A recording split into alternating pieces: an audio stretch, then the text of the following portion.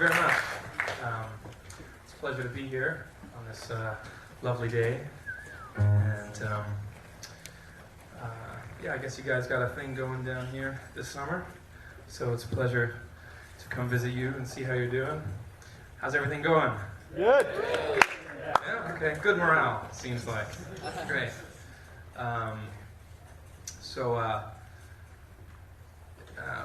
The way I like to do these kinds of things is, to play a few tunes like we did, and thanks to these guys.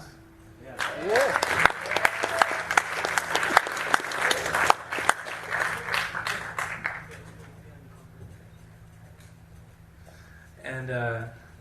And then, open it up for questions and get into hopefully a good dialogue with, with everybody here about whatever, music business, music life, whatever. So, the guitar. So I'd like to do that now. I'd like to just, who's ever got a question or comment or whatever, great. Yeah, you. This guitar. Yeah, I just got this guitar actually. It's a Godin guitar, Godin, and it's a nylon string, but it's electric. It also has a synthesizer output thing right here. So it's a real versatile guitar. It's I think it sounds really good. It's very easy to play, and it's called, I think it's called the ASC. So yeah, it's a nice instrument, I just got it. I'm really pretty happy. This is the first time I've played it, so I'm pretty happy with it. Thanks. Yeah, cool. Somebody else had a question here. I was at the same question. Oh, the same question. Maybe we could have folks ask questions from the microphone so everybody can.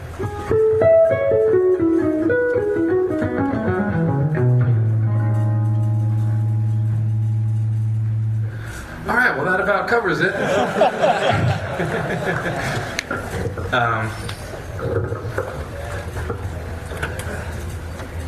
Yeah, great. Thanks a lot for the initiative. I appreciate it. Yeah, cool. Just a guitarist question. I've been listening to you for a while, and I was wondering how you became so proficient at utilizing chord voicings, like within your solo. Uh-huh. It almost sounds like pianistic, it's almost like you're soloing while playing chords, and I was wondering if you could talk about how you came to do that. Yeah, sure, thanks. Yeah, I guess at a certain point, I love the piano, and I love the kind of fullness that the piano can get, especially in a trio setting. So I tried to see what I could do to get that same kind of fullness harmonically. So basically what I figured out to do is just really simply just kind of, always stay aware of how much the harmony is active in the space, so if I felt like it needed some chord, I might play a melodic line up at the top, but then I might feel like it needs support, so I would just stop the melodic line and go and kind of fill out the harmony in order to support more melodic lines, So at first it was kind of like that. I was sort of breaking, playing a line and then supporting it with chords, and then playing another line and supporting that with chords. And then so in the beginning it was the very split way of thinking, thinking about the two things at the same time, the melodic line and then the harmonic support for the line. And then after a while of doing that, it started to blend more together, so that the like if I'm playing a melodic line, then I just sort of play the notes around it that are part of the chord and sort of support it as it's going,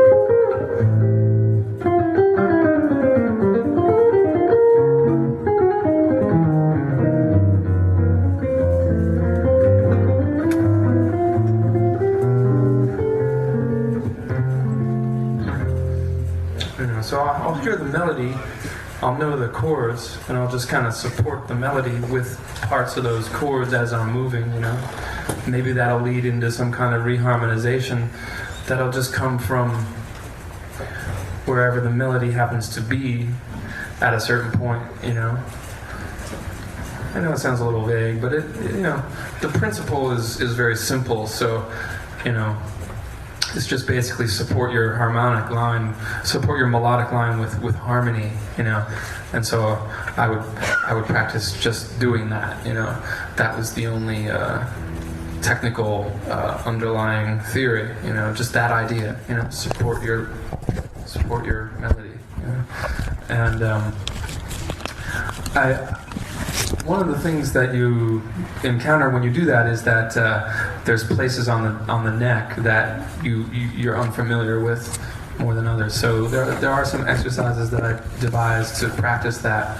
I take a tune and then just force myself to play a chord on every beat, kind of almost like stride piano in a way, So like.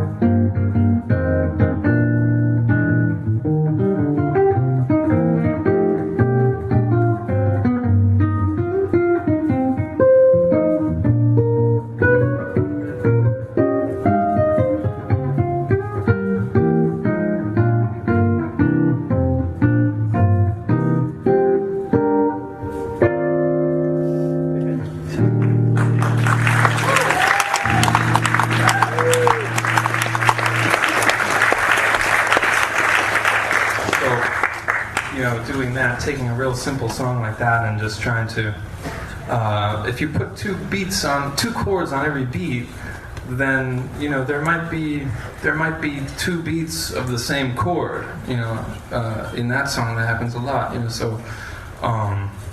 So you have to figure out some kind of voice leading so that it doesn't sound like you're repeating the same chord.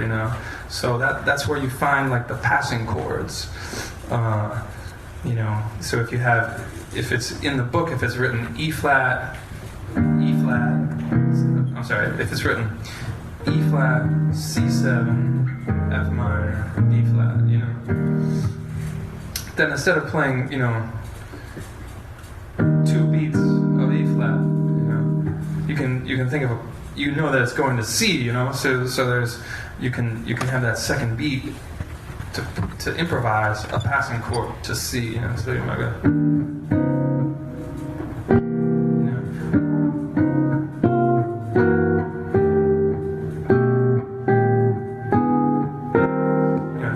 Passing chord in between each of them, So instead of because you got two beats on each, E flat, C, F, B flat, So instead of doing that, you might go. The bass line might go like. It sounds kind of dumb, but it sounds pretty kind of very normal, But with the melody, you can make that a little bit more interesting.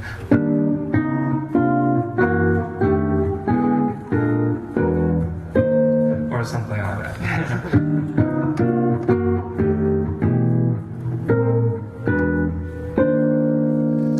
So these kinds of things,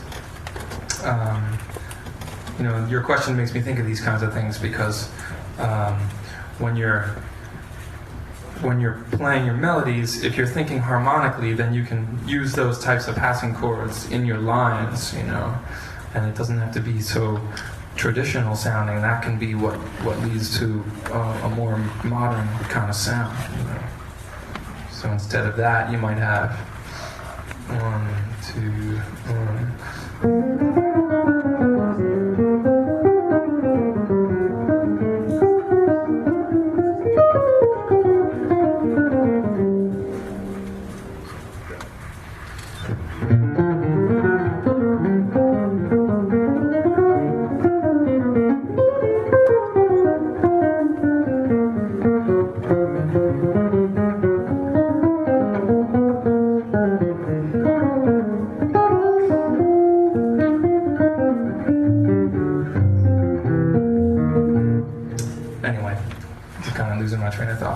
What's the next question? Yeah. Do you want to come up here? Sure. Working it out.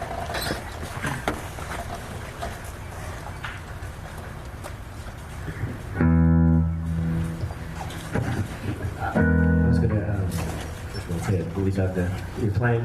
I've always been interested in your phrasing. You seem to have a really sort of fresh, sort of organic way of phrasing, sort of over the bar line, sort of odd groupings, asymmetrical stuff. And I want to know if you could talk about, if you think about that stuff, if it's just sort of natural or sort of there are ways about, maybe went about sort of arriving at that kind of approach. Yeah, thanks. I don't really think about it really. That's just kind of what I play. The melodies that I'm hearing in my head are, I guess, like that. So that's just how I play them. I haven't really practiced that kind of thing, but sometimes if I've heard tapes of myself, I might think, I might notice maybe I remember at a certain point noticing that all of my phrases started and ended in the same place. So just from recognizing that by hearing myself on recordings, then that kind of gave me the idea, like, I should change it up a little bit, but it never went really much further than that in terms of like really working on that. It was it was enough just to realize that by listening to the recording, that was enough to sort of address that in my playing, I think.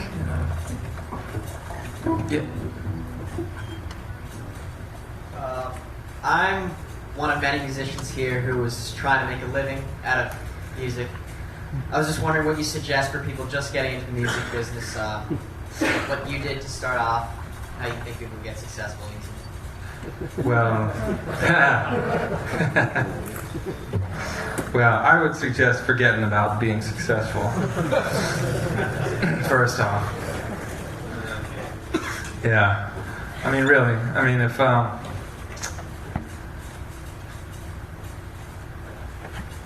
if you want to play music, then just, play music and try to make it the best that you can. And the only success that you're going to have is based on that. So, that's where the attention has to be focused, in my opinion. You just make the music as good as it can be, and if it's good, then you'll be successful to the degree that it's good. And if you're not, then so be it. Whatever, doesn't matter.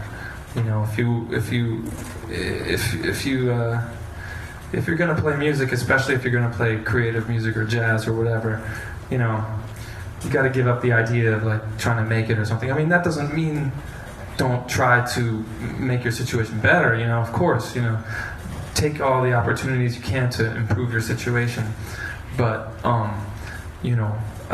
be prepared to be poor, and that's cool. I mean, if you're doing what you love, and that's music, then you're already successful. Yeah. So whatever. Yeah. Amen to that.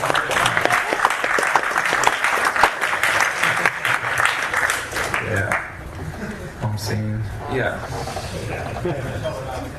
Could you go over when you're learning a new song, a new tune? What are the steps that you go through to learn that tune? Oh, yeah, learning a new tune. Sure, for me, when I learn a tune, I think I do it. I do it the way everybody else does it. You just kind of try to play the melody with the chords, and then see where that takes you. Basically, I just, if I'm learning a tune out of the real book, I'll just try to play, the melody with the chords, and then keep playing it over and over until I start to, become comfortable with it, and then, every time as I'm getting comfortable, then I'll start to see different ways of playing, the song, different ways of voicing the song, and then I'll start to see where the passing chords might be.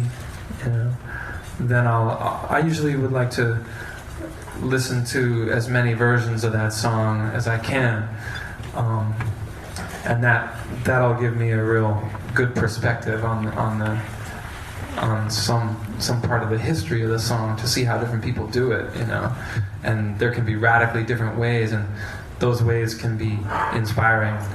And I can also learn a lot of passing chords from the song, or a certain kind of rhythmic approach to the song too, from learning other versions of it. And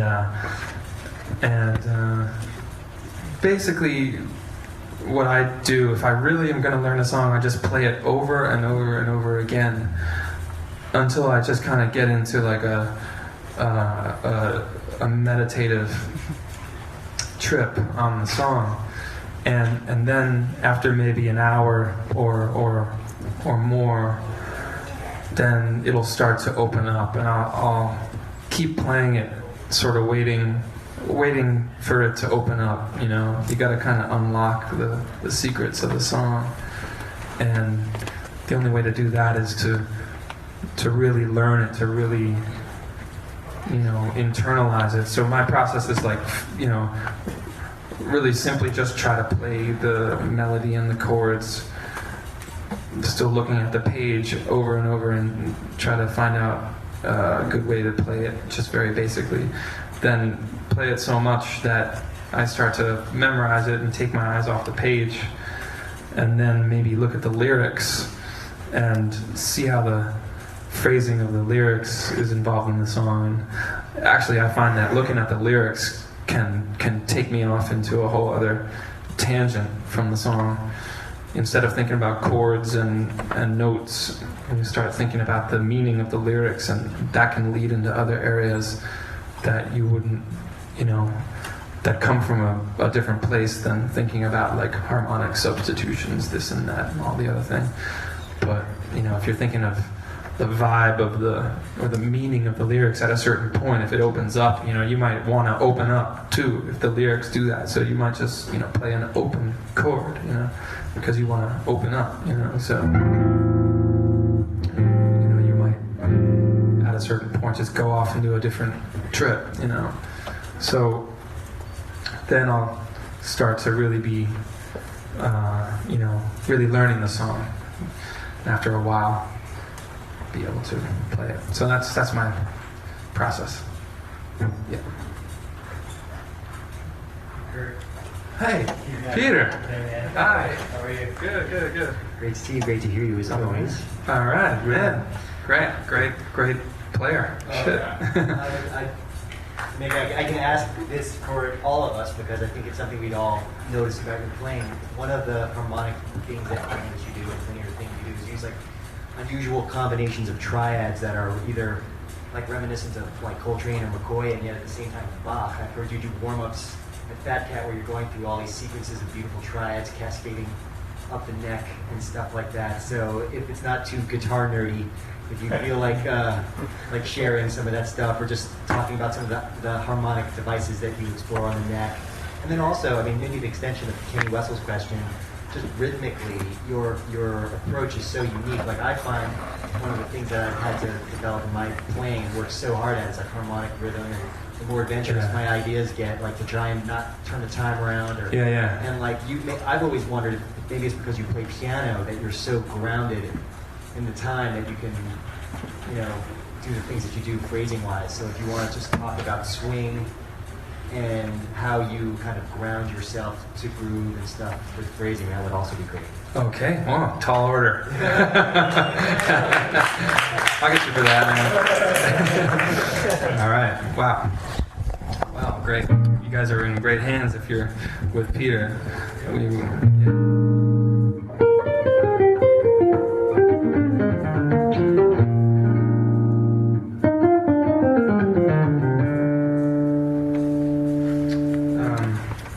What was the question?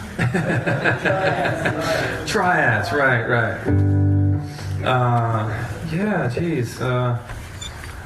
Well, I do a lot of scale work, and so I'll practice a lot of things up and down the neck in a particular scale, and I'll do a lot of different things with the scale. Maybe some melodic patterns, if I'm on the scale of D major,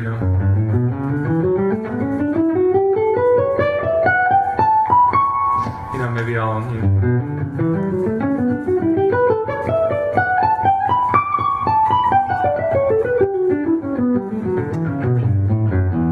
and then maybe I'll do some chordal things. Just whatever shape I have, I'll just take it through the scale.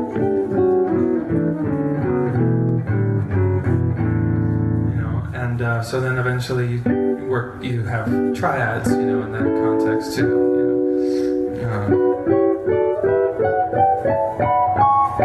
Whoops. Put me on the spot here. So then maybe you'll have some open triads.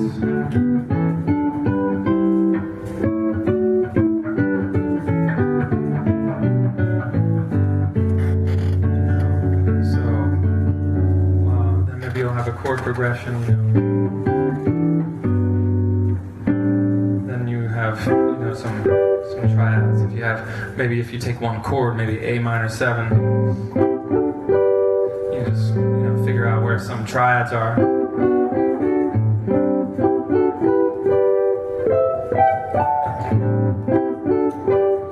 So if you think, okay, well, you have those triads, and then maybe if you go to a D7 altered,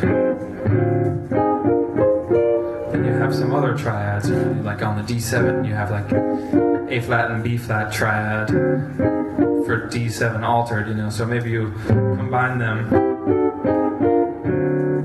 for your 2/5. For the resolution, so maybe.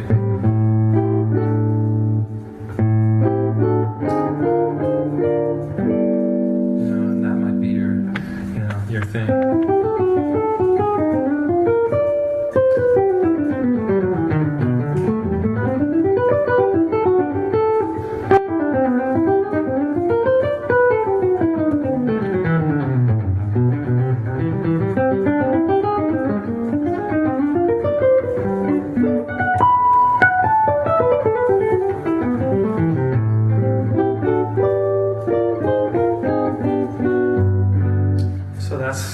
Example I can think of, I guess. So, maybe you'll take a song like maybe Darn That Dream, to use that as an example, and maybe just, see what kind of triads go on the upper structures of that song, and maybe just,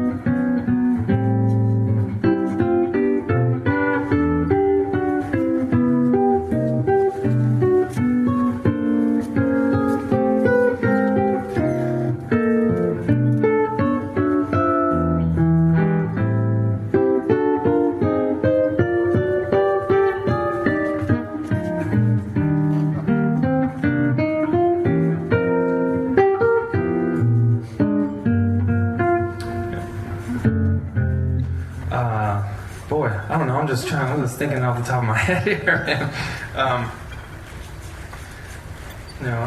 I think for me it really comes from, like, what you're asking about in my playing. It comes from the scale work that I've done, more than anything else. So, although I have tried to study, for example, the symmetrical diminished scale, like this,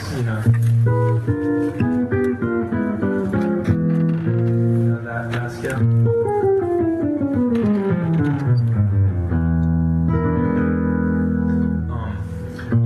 That of course has 4 triads in it. If it's B flat symmetrical diminished, so like B flat 7, flat 9, 13, you have the E triad, you have the B flat triad, you have the D flat triad, and then you have the G triad. So all those triads,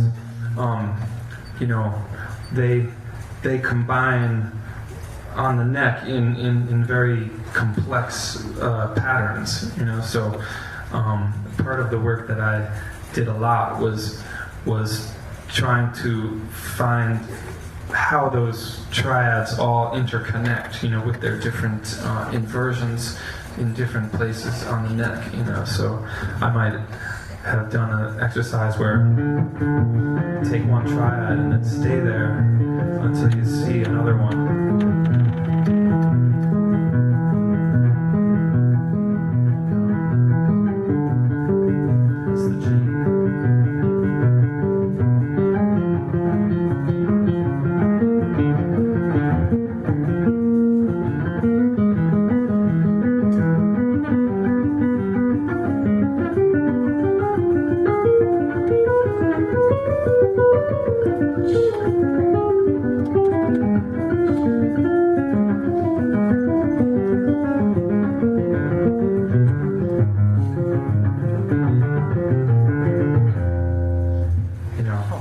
Something like that, you know what I mean? And then see where they all are.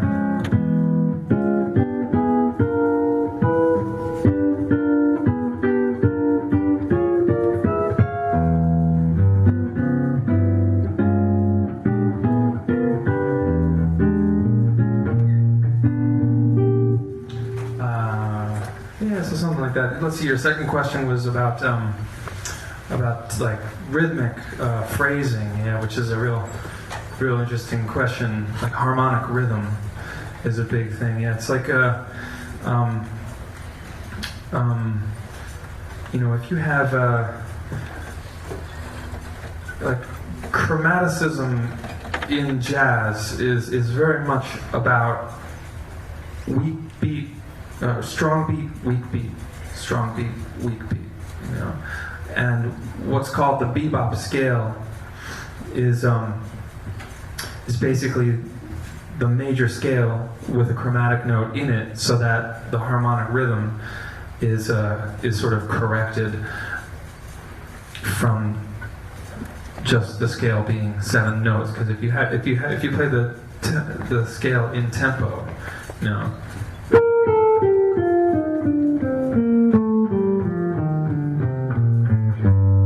you're always kind of losing a note every repetition of the scale because it's only 7 notes. So in order to fix that, if you want to get from do to do, you put a chromatic note in there and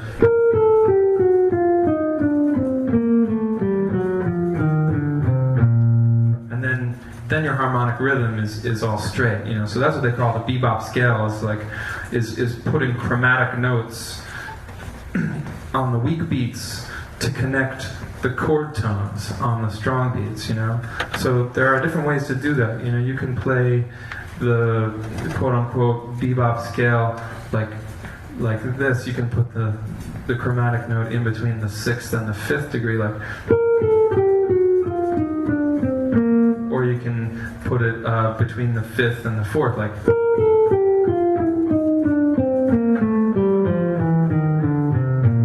Works more or less, however you're hitting, but.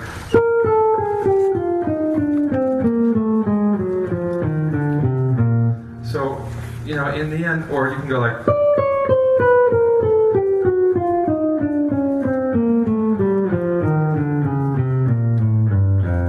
And you can just sort of decide where to put the chromatic notes on the weak beats in order to keep your chord tones on the strong beats, and you can just kind of play with that. If you're in the just B flat major kind of sound,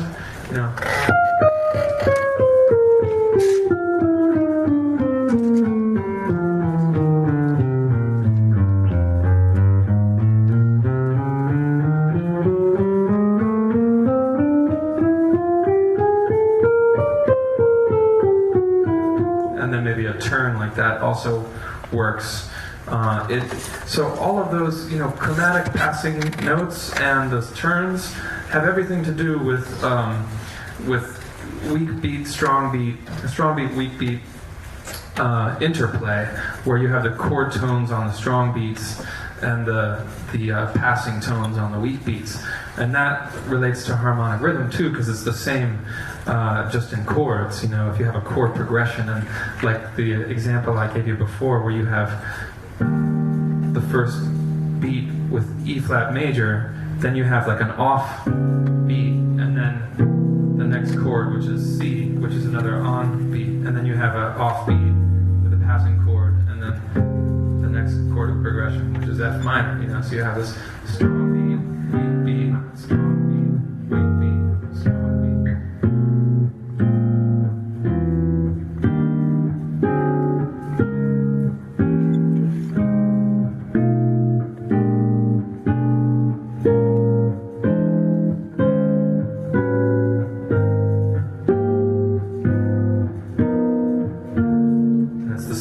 With the notes too, so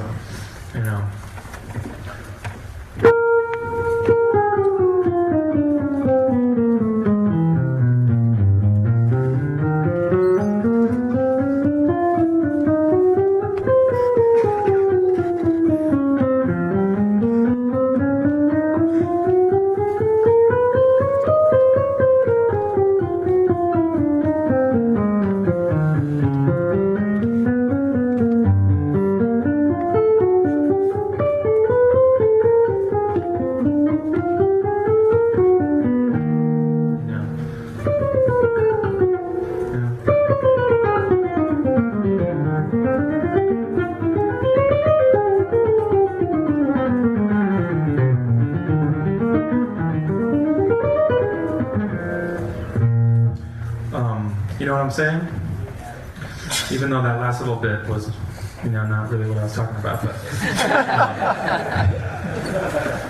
but you get it. It's like, and that has everything to do with like keeping your phrases in the harmonic rhythm, like you were saying. So, I think it comes from that what you're talking about. Maybe, I don't know. What do you think? Well, I mean, I definitely know what you're talking about. I also think that, that's what I mean. Is that not what you were talking about? Yeah, I mean, I just often, like, sometimes I'll listen to you do certain phrases, and if I don't really concentrate, I don't think I would clean out a phrase right. Really good. But you have a way of doing these offbeat phrases and negotiating the phrases of others, like when I hear you interact with other musicians. And your internal sense of time is obviously so strong and so personal and so original too, because like a lot of guitar players, I find even guys with great technique that will get lost and might not have the same kind of adventurous sense of form. And I wonder if it's because you're a fantastic pianist that you're so well grounded in the rhythm. But it's interesting to hear what you say about exploring bebop scales and extra note scales that it helps you just on a note by note basis deal with strong beat beats, and then the rest happens from there. Yeah. I think what I can fall back on to actually talk about is stuff that is probably common to everybody, common to us. The things that might make me different, from one person to the next, might be things that I find harder to talk about, or things that it's just because. It's like Picasso said, like, you don't need to try to be an individual, just try to draw a circle, and nobody's able to draw it the same way twice, so that's your individuality is inevitable, just try it, so you don't even worry about it, A tree never has to try to be unique, so these things that do maybe make like the phrases that you might find like typical of me or idiosyncratic of my style might be just that, just these, my type of tree, that's coming out. I can't really describe it. What I work on is drawing a circle, you know what I'm saying? So, yeah. That's deep, man.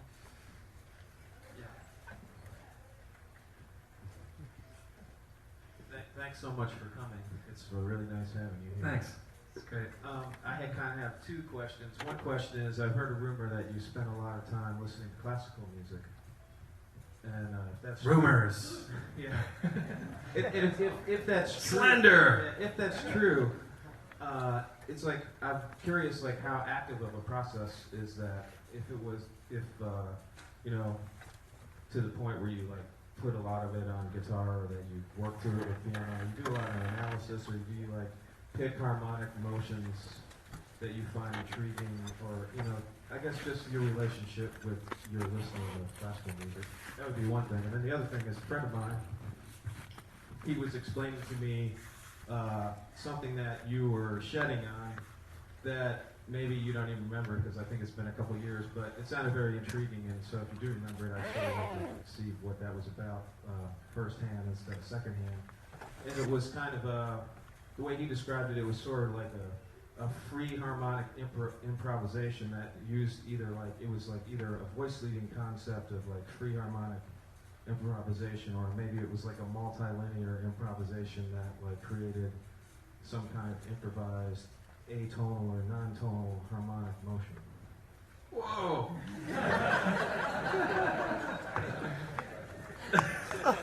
Coming right up. Well, that's it. You got it. There's nothing more to it than that. Oh man, I don't know what that could have been.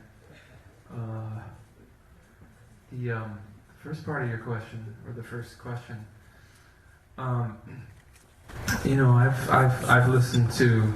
I haven't studied classical music, but I love certain certain things. You know, the classical music world is so huge, of course. So, you know, I've been inspired by lots of different you know, composers and compositions from classical music, but I haven't really studied anything really in particular. I've played the Bach lute suites on guitar, and that's been really helpful to see how Bach devised the finger mechanics of the left hand to accommodate multilinear phrasings, like in a fugue, for example, is something that I was really amazed to see play out on the fretboard as I was learning the Bach lute suites. So that was one thing that I guess did study. I love Ravel. I love Debussy and Shostakovich, and Dutilleux is a French composer, and Schoenberg and Ligeti and Messiaen, you know, and Mahler. You know, for me, I really hone in on quality of mood, you know, like aesthetic quality, you know, and that sparks my imagination when I'm listening to music, you know. And so, you know, Prokofiev, I was really into the piano concertos of Prokofiev.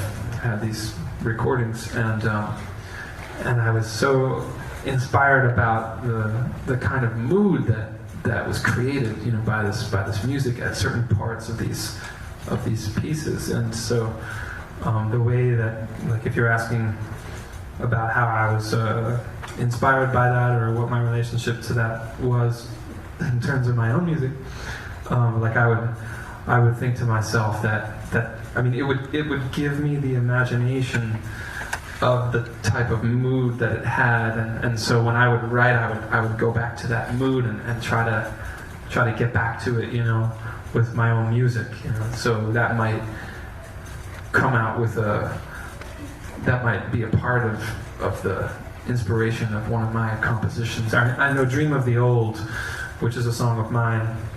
It's called "Dream of the Old." It's on my first Verve record.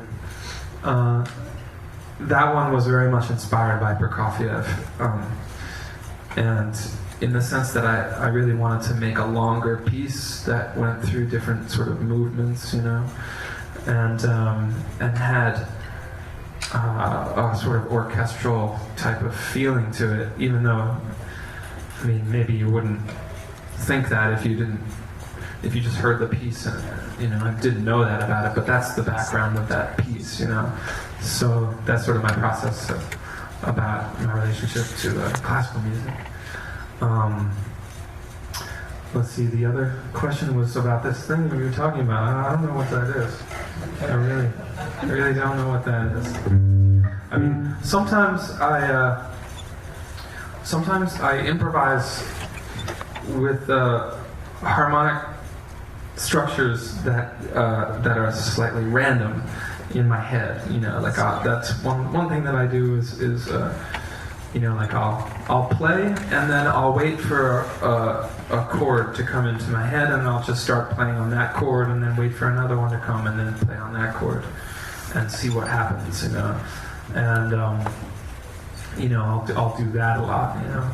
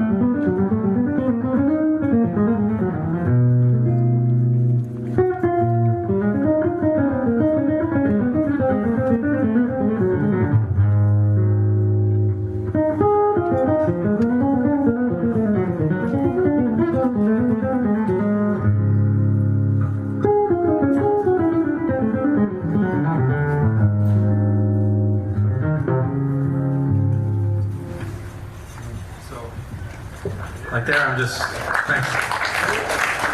There, I'm just thinking of sort of random chords, letting them come into my head. Like sometimes I'll think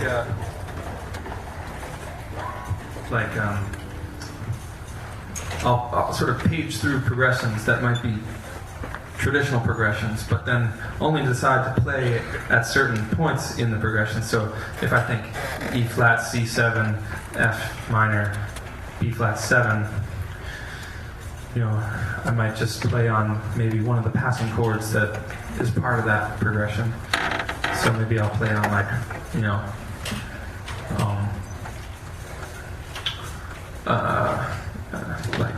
E flat.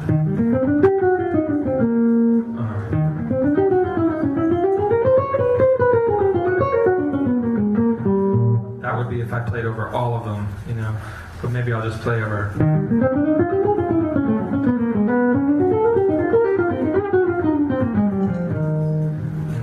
And, it's hard to describe. I can't really, really slow it down in a way. Basically, maybe I'll think of, E flat major and then C7, but then I'll think C sharp minor, so I'll just play on the C sharp minor. So, and then even though I know that the C sharp minor is like a substitution for C7, because the C sharp minor would go to F sharp 7 and then go to F minor, I wouldn't play maybe all the diatonic chords. Maybe I'll just play over the chords in the holes. So I'll play over, maybe I'll start on E flat major and then just play C sharp minor. And in my head I'll be thinking, C minor, F minor, C7, F minor 7, B flat 7. And then instead of the B flat 7, maybe I'll play B minor to go to E7 back to E flat. So then my progression that I'm actually playing will become E flat major, C sharp minor, B minor 7, E7 back to E flat major. And that's like a 1, 6, 2, 5. So instead of 1, 6, 2, 5, I'm playing 1 flat 7, flat 6, back to 1. So I'm playing.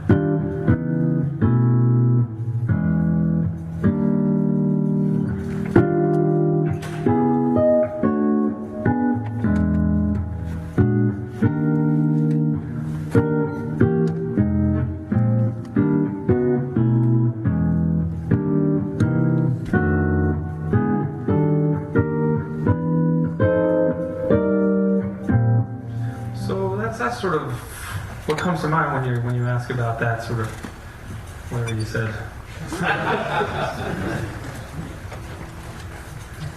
Yeah. What types of jazz musicians did you listen to when you were learning to play jazz guitar, and who are you currently listening to? I was listening to.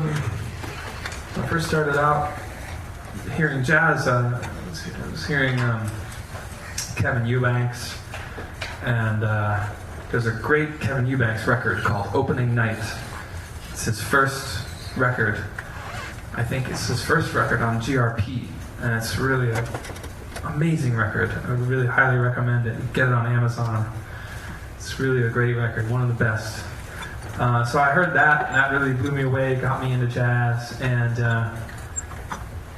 heard some Pat Metheny at that time, and some Steve Kahn, Casa Loca. Steve Kahn, that record Casa Loco, really inspired me, and some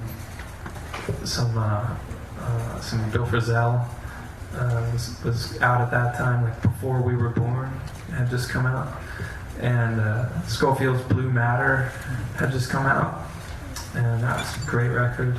And so those are the guitarists that I heard at that time. Of course, a whole lot of other stuff in the mix, but if you ask about guitarists, those are the guests that I heard then. Now, the guitarists that I listened to also Alan Holdsworth at that time too. Metal Fatigue was a great album, and it still is. I still listen to that. So I still listen to Alan Holdsworth. I listen to George Van Epps a lot. Doesn't have that much recorded output, but what is there is really phenomenal, and I dig it. Also, Tal Farlow. I really love Tal Farlow. And actually, they mentioned that Russell Malone is coming tomorrow, and his solo playing is really wonderful. And so, I just recently heard a solo piece of his that was really incredible, and so that was inspiring to me. And let me see. Yeah, there's this cat Lage Lund, who's a young cat in New York right now, and he's just playing up a storm. So I've been digging him, and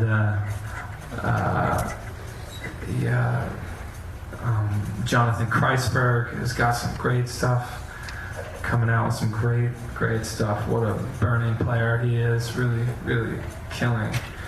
So I've been digging that, and Lionel Lueke is another guy who's kind of just coming on the scene, and he's really special too. Great composer and very interesting player, and it's got a lot of different worlds in him that are coming out. So that's enjoying for me. I've been enjoying that, and that's for guitarists. Also, Toninho Horta, I've been playing with him recently.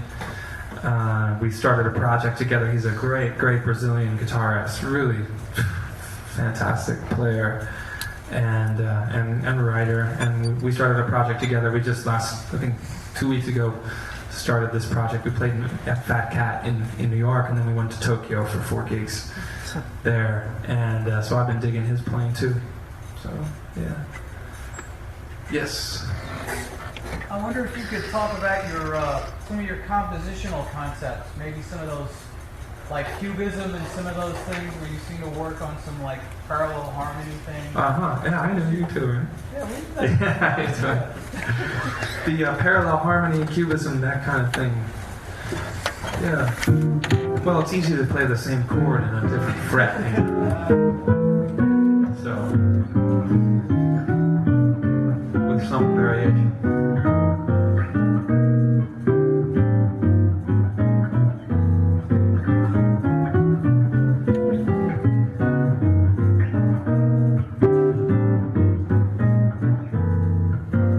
That came from an exercise. I was trying to figure out how to play over Coltrane type changes, like three tonic system, and the root of that problem is just being able to change harmony in the middle of a line, so that you're not disturbed by the change of harmony, even if it's a completely different scale. So what I did was I devised, if you're talking about the three tonic system, okay, you have, if you have one three tonic system, that's 3 notes, or 3 major tonalities, maybe F, C sharp, and A, for example. But then, if you want to take your exercise through all 12 keys, then you would end up with 4 three tonic systems. So you would have F, C sharp, and A, and then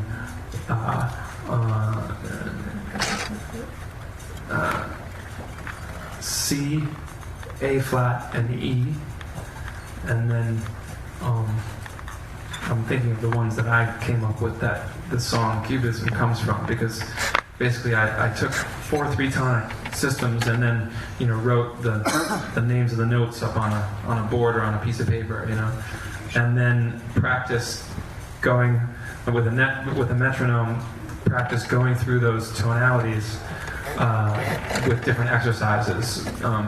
So and that's where that song came from. Was I was improvising 2 chords per tonal center, and so that's where this came from. That's the 2 chord and the 3 chord of F major, and then that's the 6 chord and 2 chord of C sharp major, and this is the 5 chord and the 2 chord of A major, and then this is the 1 chord and 6 minor chord of C major, and that's the 6 chord and 2 chord of A flat major, and this is the 6 chord and 2 chord of E major, and this is the 5 chord,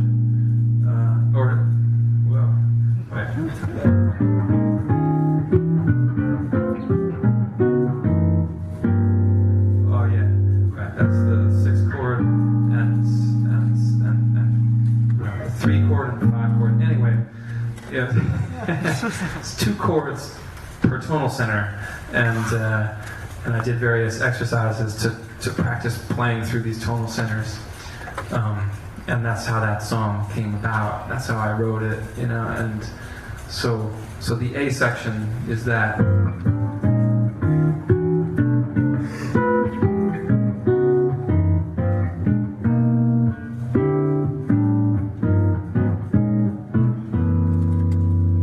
Goes through all 12 keys. So, thus the challenge of learning how to play on it.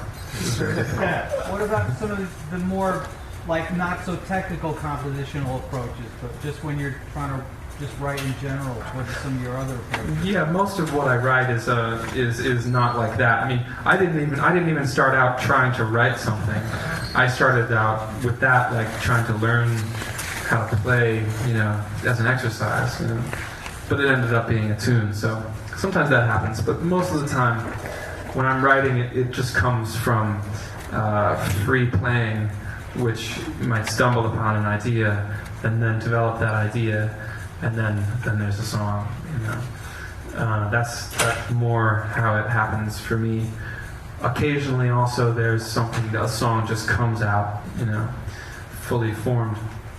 That's a lot more rare, but sometimes that does happen. Other times, I like to write on guitar, I like to write on piano, and I like to write in my studio, using the studio as a compositional tool. The record Hardcore that I did was very much a composition record, using my studio as a tool. We can all kind of get into that now. The technology is very accessible at this point. You can mess around with computer digital audio workstations and whatnot. So yeah. Any plans for a new album? Yes, I am currently mixing my Live at the Village Vanguard record. It's going to be a double CD, hopefully March 1st release, and that's a quintet record with Mark Turner and Aaron Goldberg, Joe Martin, and Eric Harland, and that was recorded in January at the Village Vanguard. So yeah, working on that. Yeah. Yeah. How about your book plans? My book, yeah, I'm working on a guitar method book.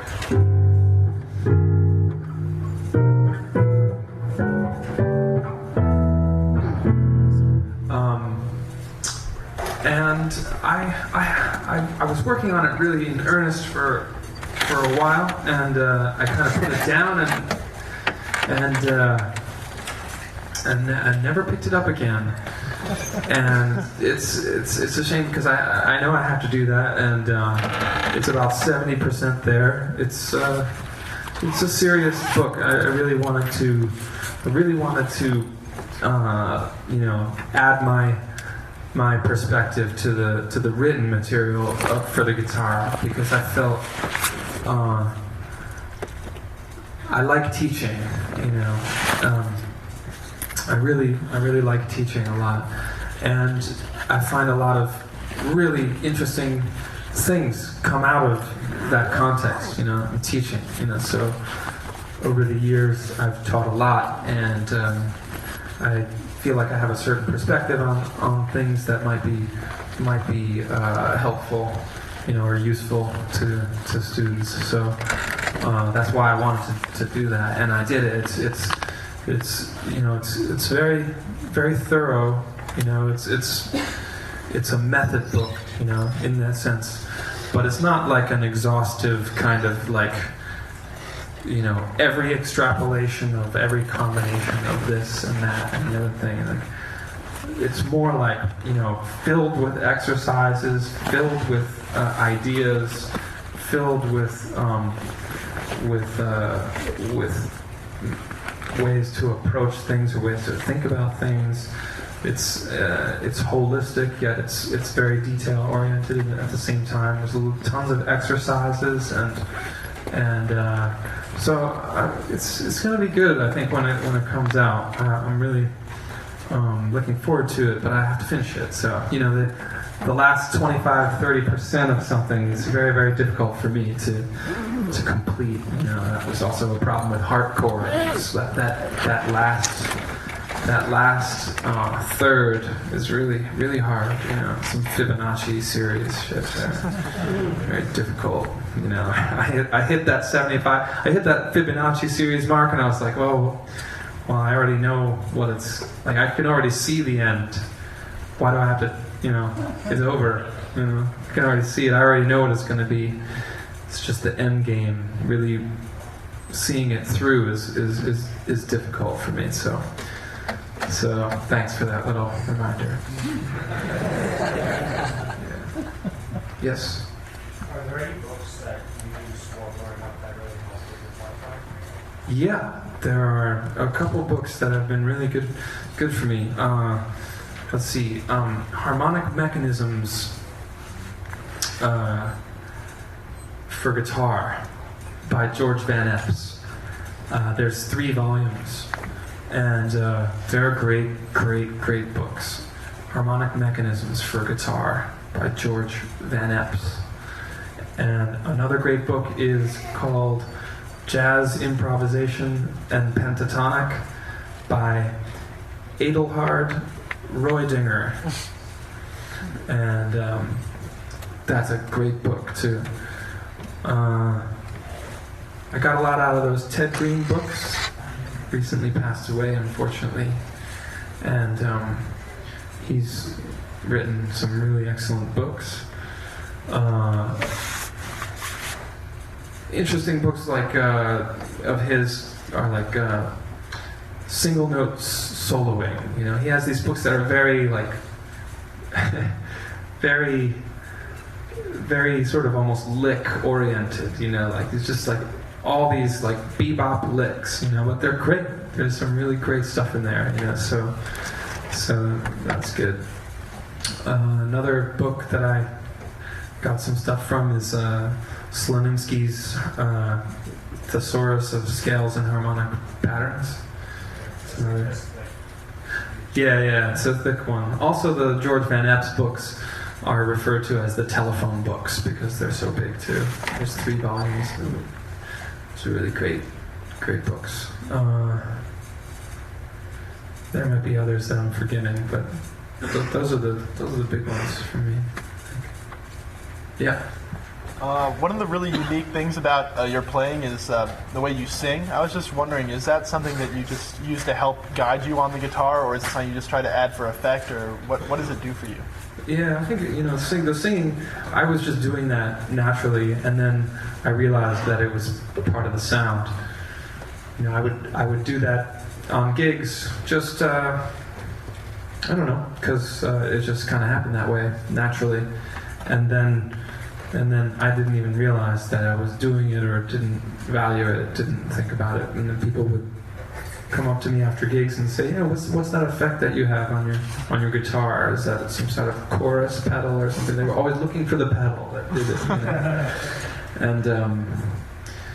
and I didn't know what they were really talking about, and then when I would go into the studio and then record, they would just put the mic up to the amp, And then we would listen on playback, and people who knew me would be like, "Yeah, that's not really your sound, you know. Why can't they get your sound, you know?" And it started to become a real crisis because, you know, I had, you know, 5 or 6 experiences in a row in the studio where I would all try to get my sound in various different ways, and I would never get my sound. It was like, what is it with your sound? Like, if you can't capture it, you know, like, yeah. So I was starting to freak out. Like, oh, man, why is it so hard for me? You know, everybody else, they just put a microphone there, and then that sounds like them. Me, all of a sudden, my sound disappears when you get into a studio.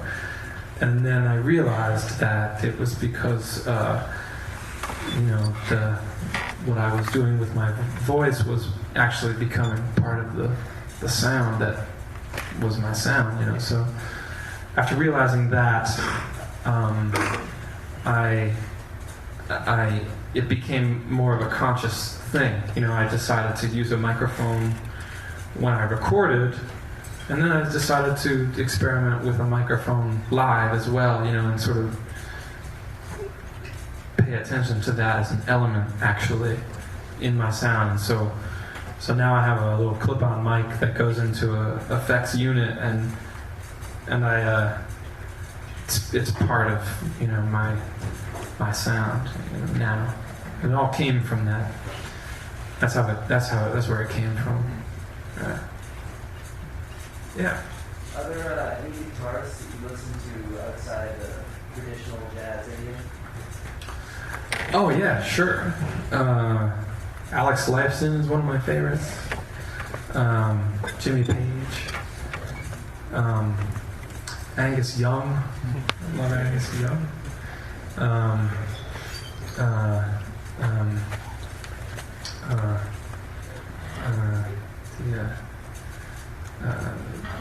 The guitarist from the Police.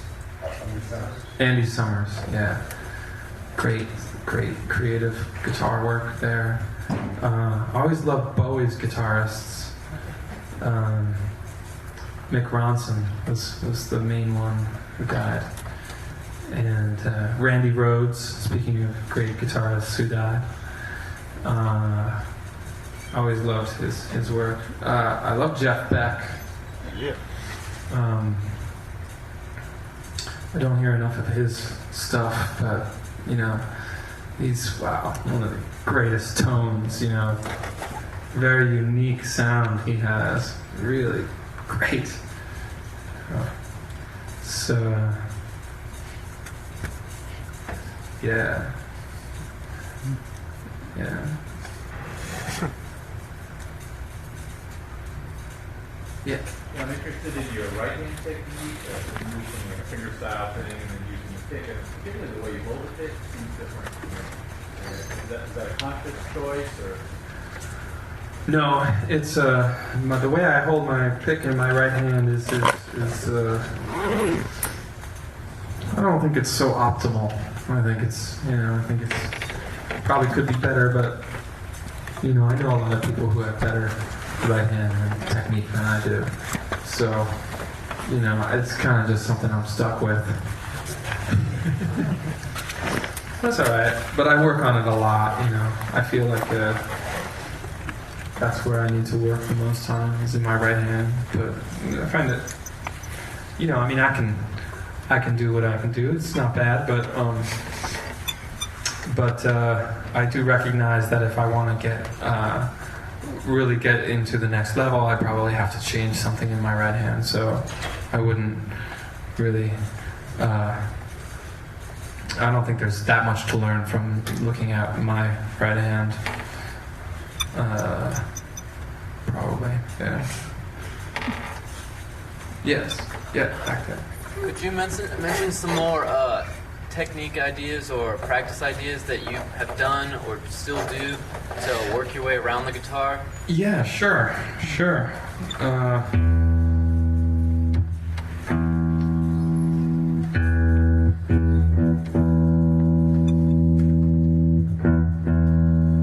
When I warm up, I like to do, you can take the chromatic scale all the way up and down the neck.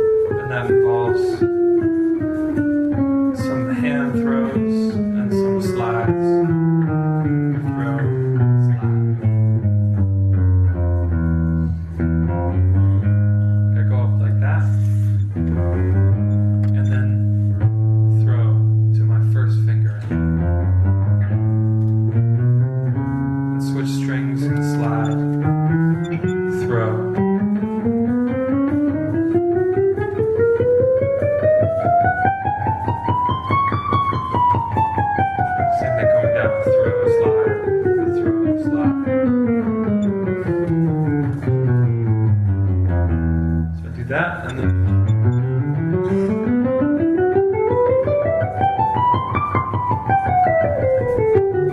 Scale. I like to go through the cycle of fifths with whatever I'm doing. So this is C major, F major,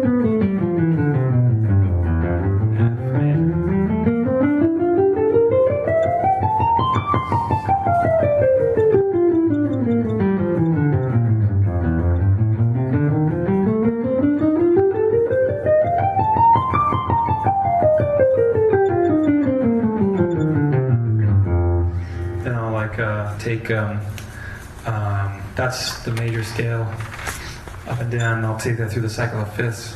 Another thing I like to do is just major pentatonics through the cycle of fifths up and down. So I'll start on G.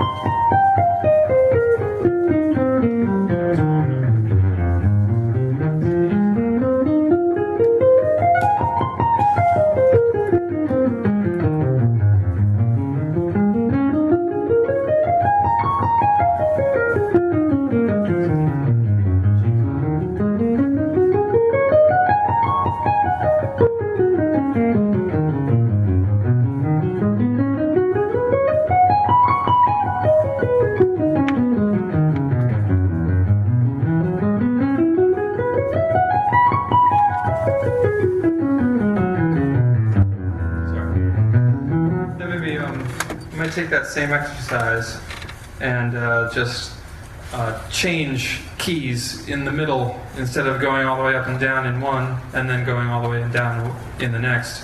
I might just change in the middle, you know. So you might start on G and be like G, C, F, B flat, E flat, A flat, D flat, G flat, B, E, A, D, G. C, F, B flat, E flat, A flat, D flat, G flat, B, E, A, D, G, C. No, that would have been F. So, yeah, like that. I like doing that. For me, warm-up has 3 stages, you know. The first is just the physical right hand, left hand coordination, warming that up, the physical mechanism. Then the second thing is the mental faculty, and you know, doing things like what I just did, speeding up the mental process, the thinking process, gets that exercised, and then the third thing is a sort of resonance principle, where for me is activated by my voice, you know. And those 3 things, physical, mental, and resonance principle, those 3 things are the underlying principles of rhythm, harmony, and melody. Like the physical mechanism is the underlying principle of rhythm, the mental faculty is the underlying principle of harmony, and the resonance, internal resonance principle is the underlying principle of melody, singing, you know. So that's how I warm up, is by activating those 3 principles one by one. First the physical, then the mental, and then the resonance. You know, and that's how I get to where I need to be in order to play music, in order to really be warmed up and play music, is by activating those three principles. And everything I do in my exercises is kind of going back and forth, jumping around to those three principles. So I'm always singing when I'm playing. I'm always thinking about touch and tone, and I'm also always like trying to stay on top of what I'm doing on an intellectual level, or on a mental level. I might try to think ahead, and keep an overview of what's going on, and that makes the harmonic integrity much more intact. Keeps it much more intact if you're able to really stay on top of what you're doing from a mental perspective, intellectual, or just thinking from a thinking perspective, to make it work for you. Everybody's afraid of being intellectual, but it's a faculty. It's a powerful faculty, and it's part. If it's put in its proper position, then it's a very important faculty to use to play music. Of course, you have to have everything else. That's why it gets a bad rap, because most people, well, not most people, most people they're referring to when they say intellectual, they just have that. The only one faculty, and that's, of course, it's imbalanced. You got to have, in my terms, in the terms I'm using, the three principles active, physical as well, physical principle, and the resonance principle, the melodic principle, the singing quality, So that's what I do, and all the exercises are, I just make up exercises, and I do scale exercises, and if you have D major.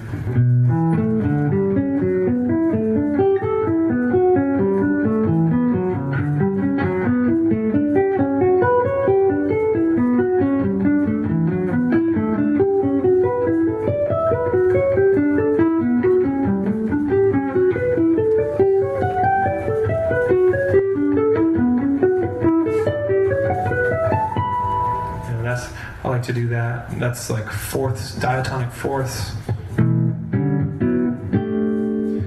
going up in diatonic thirds, I guess, whatever, and then going up a step and coming back in diatonic thirds.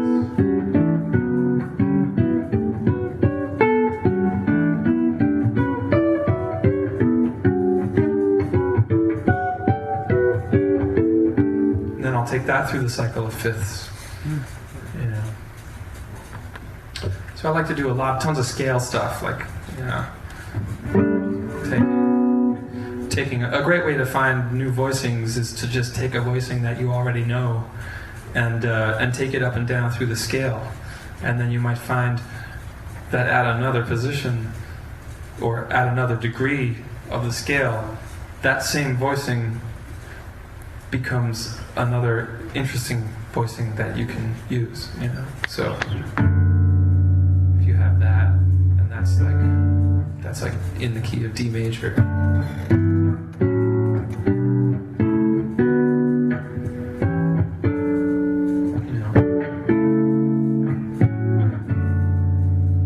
You can use that as a source of inspiration for maybe writing a song,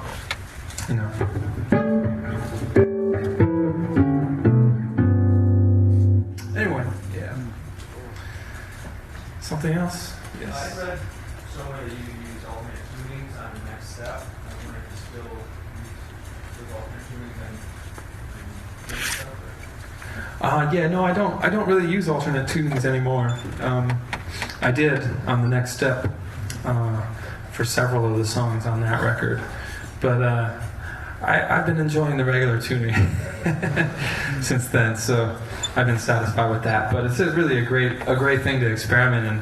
So it's the beauty about this instrument we play. We can just flip the knobs, so flip these keys over here, and then we got a whole different world. And that was really good for me at that time, because I was feeling like with everything that you learn and you stuff into your brain, there's a danger of removing yourself from the visceral connection to the instrument, and to music.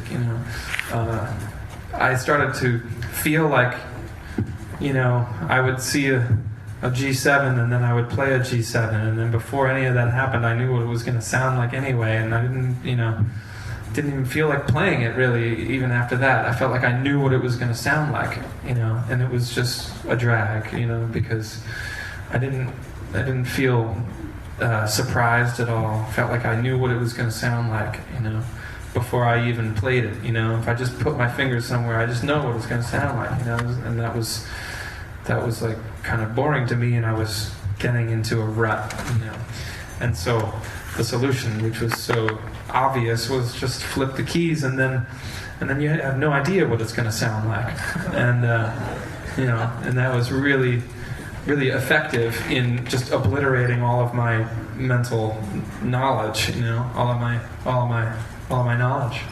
So, but I still had the physical connection. It was like in the same way that I was talking about the physical level, the mental level, the resonance level. I felt like the mental level was just too dominant in my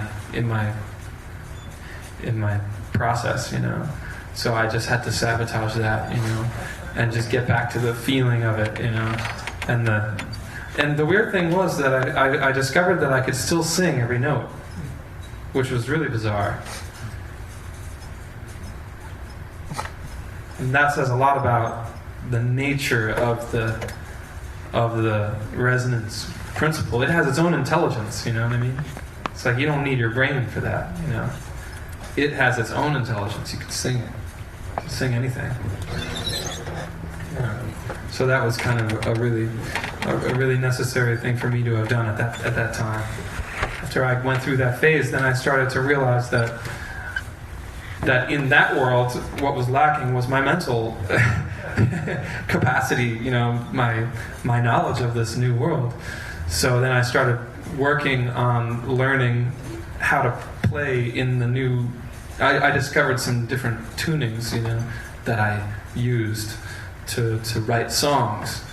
And then when it came time to improvise on those songs, I had no idea what the shapes were and everything like that. So then I started working on my, on the intellectual level, on my knowledge level in that new world. And then after a point I was like, what am I doing?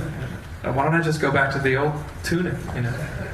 I've satisfied, the whole thing, and it was good. It was good. But I'll probably get back to it because it's very cool stuff. One more, Kurt? Sure, one more. All right. I was going to say, you said earlier, you implied this earlier, that you, more so than most other jazz players, imbue your playing with so much vibe. And I think that a lot of students that I have, and I feel this about my own playing, depending on the difficulty of the music, we somehow let the vibe slip away and let the mental stuff take over, and suddenly the music is full of too much thought or too much self-consciousness. And you play with some really incredible musicians who have boundless abilities, including your own. But I mean, how do you keep yourself so focused on that vibe, the mood of the music, the artistry of the music, without necessarily sacrificing the integrity of what it is you want to accomplish on changes or whatever it has to be? Right. The balancing of those things. Right, that's a great question. Yeah, that's a really good question. I think for me, I think I can only play as good as my vibe, in these terms, which really just means like your musicality,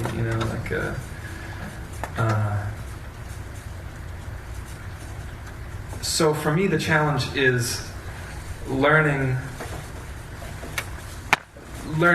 whatever song you have to play that might be difficult, or whatever context it is that's really you know, if it's functioning on a complex level, you know, intellectually, which a lot of, you know, this music is, you know, I mean, I play a lot with Mark Turner, and Mark Turner's music is extremely involved and complicated, you know. Not complicated really, but just complex. You know what I mean? So for me, the challenge is to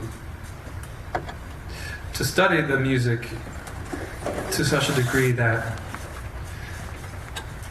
to the extent that I'm comfortable with it, that's the extent that there can be a mood to it, and all these other qualities that you're referring to can be imbued into the music. You know. So I think it's a question of getting to the point where you're comfortable enough with the changes, if that's the hard part, you know, that you can bring something musical to it. You know, I think that's the challenge from the beginning. You know, the degree to which you are able to master the changes is the degree to which you'll have the freedom to say something musical with it. And no matter what level you're at, that's always the cutting edge of what you're working on. Yeah, I think that'd be how I would answer that. Yeah.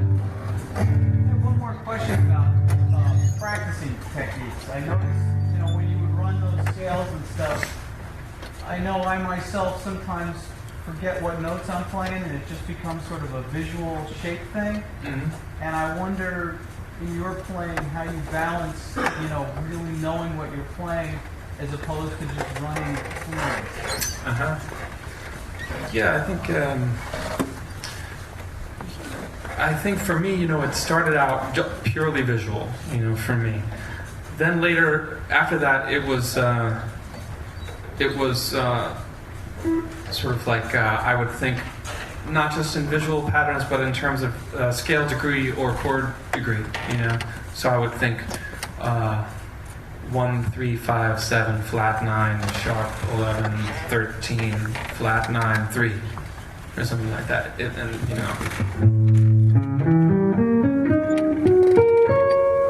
know, that's that, you know. Mm-hmm. And then only later did the actual notes become part of the awareness as well. Now I'm not thinking like A, C sharp, D.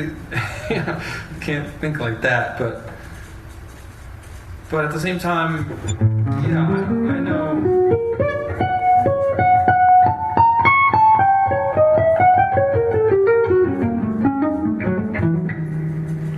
I know what those notes are, so I think, but mostly it's chord degrees, visual patterns, and then some notes in there too. Well, like when you were playing, you know, the scale going up and then back. Did you have specific places that you would change every time? Or? No. All right, so you're really trying to improvise your way up the scale, as it were? Yeah. You really know what you're doing. Yeah. The thing is to exercise the entire neck. So, you know, if I have some kind of exercise like that.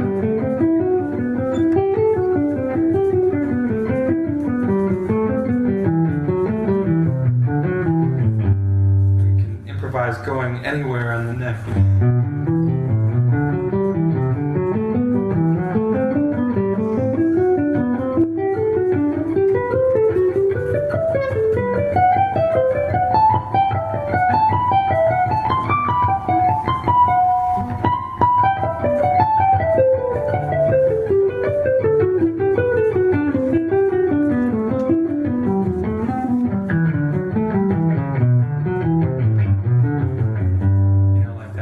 Example.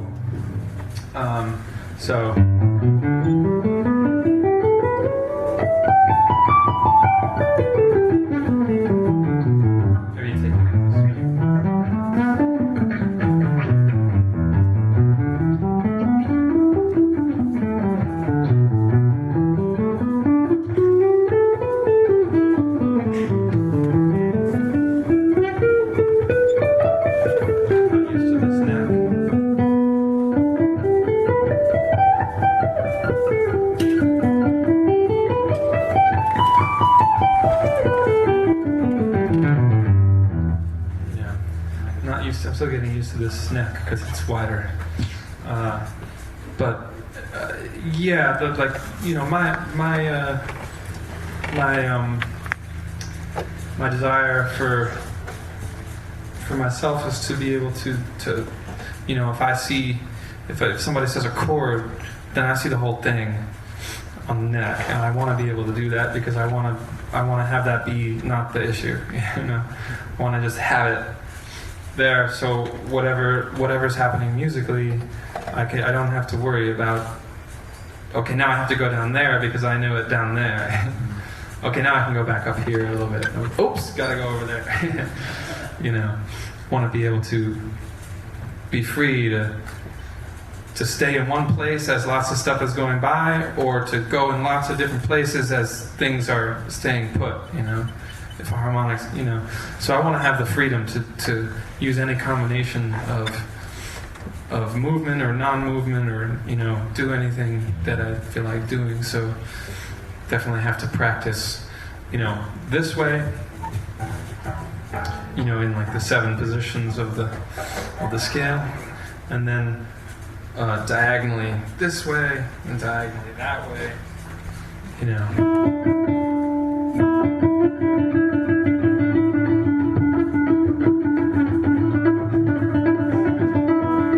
You have that fault line that goes down across the guitar diagonally this way. So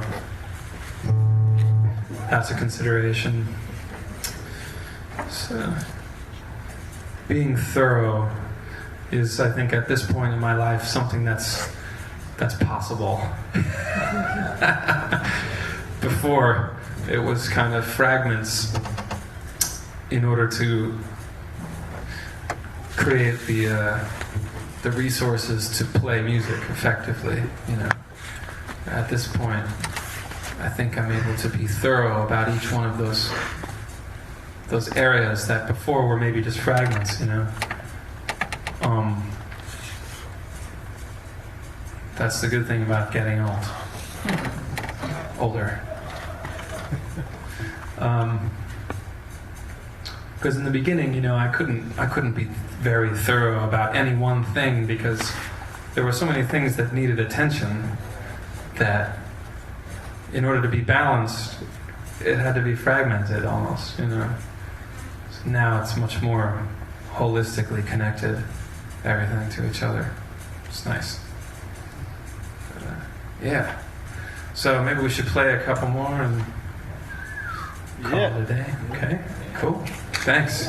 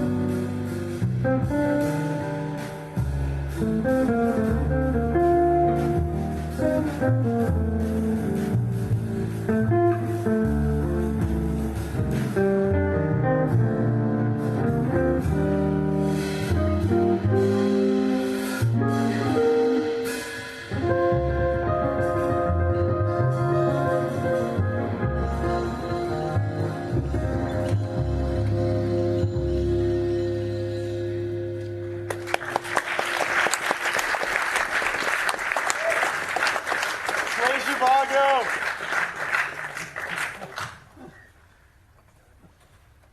Play Zhivago.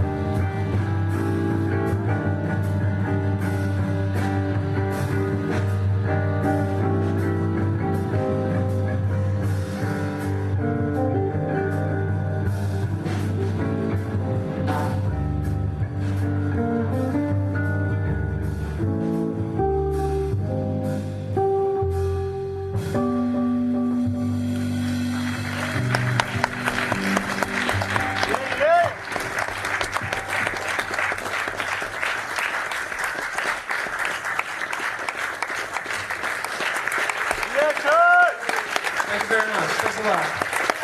Thanks for having me. Thanks, guys.